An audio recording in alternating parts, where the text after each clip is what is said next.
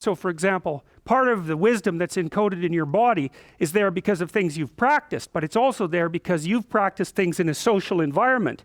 And so while you practice those things, the effect of the social environment shaped the way you learned it, and that's encoded right in your neurons. It's not representational. It's encoded in the way you do things. It's encoded in the way you smile when you look at someone, or frown, or when you do that. And that's all implicit. It's not under your conscious control. It's not even in that system.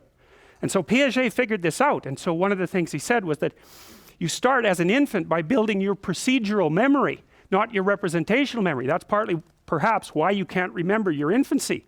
You actually don't have that kind of representational memory there. What you do is you act. You learn to act. You build your body so that it can move.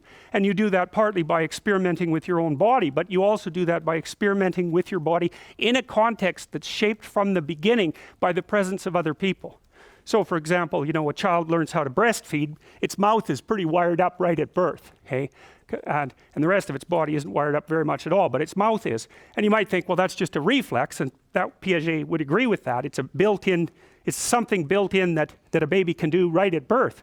But even in the act of breastfeeding, the baby has to learn how to modify that reflex so that it gets along with its mother. So even at the very beginning with you might think the most primordial acts, there's a sociological influence, and there's a mutual dynamic going on that's really, really important. It's really important. And so in some sense for Piaget, the structure of society is implicitly built into the structure of the procedural memory system.